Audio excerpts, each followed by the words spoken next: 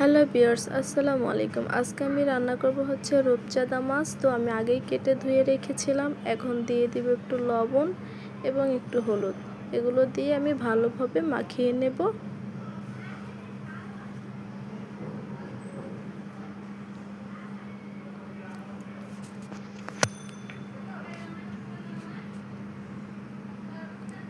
তো আমার মাখানোটা শেষ।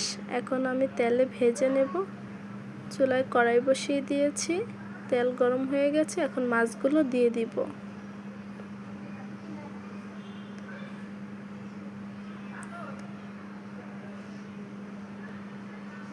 তো মাছ এক পাশ হয়ে গেছে, আমি উল্টে নেব। এখন মাছগুলো তুলে নেব, আমার ভাজা হয়ে গেছে। এখন আমি তরকারি বসিয়ে দিলাম। এই জন্য দিয়ে দিচ্ছি পেঁয়াজটা আমি তেলে ভেজে নিয়েছি। এর মধ্যে দিয়ে দিব 3 চামচ পেঁয়াজ বাটা, দিয়ে দিব 1 চামচ আদা বাটা এবং 1 চামচ রসুন বাটা। এখন দিয়ে দিব হলুদ গুঁড়ো, মরিচের গুঁড়োটা দিয়ে আমি একটু নেড়েচেড়ে নেব। দিয়ে দিব পরিমাণ মতো লবণ।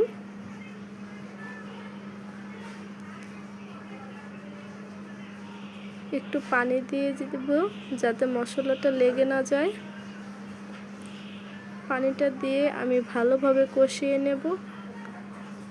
তো মশলাটা কষানো হয়ে গেছে, একটু নেড়ে চেড়ে নেব।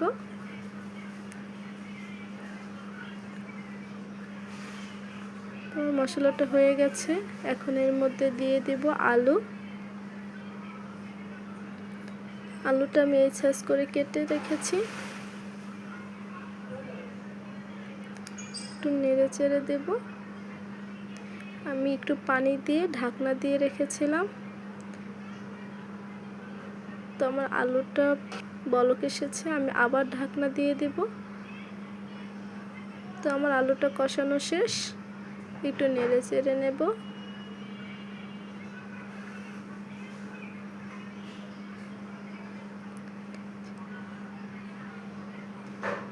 আলুটা কষানো হয়ে গেছে। এখন আমি পানি দিয়ে দিব।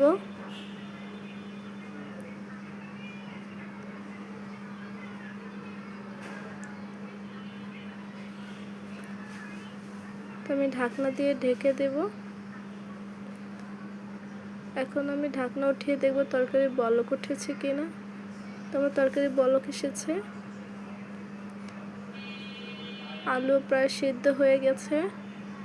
এর মধ্যে এখন দিয়ে দিব টমেটো কুচি।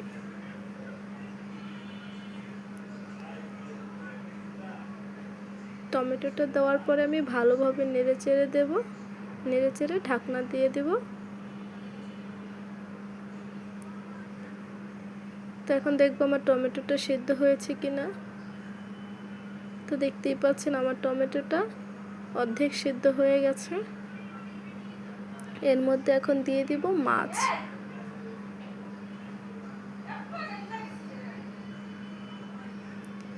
মাছটা দিয়ে আমি ভালোভাবে মিলিয়ে দিব।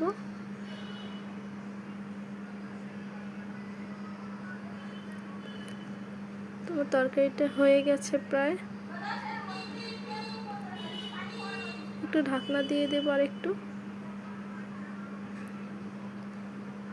তো দেখতেই পাচ্ছেন আমার তরকারিটা হয়ে গেছে। এখন আমি ধনেপাতা দিয়ে দেব। ধনেপাতাটা দিয়ে একটু জাল করে আমি নামিয়ে নেব। তো হয়ে গেল আমার তরকারি। এখন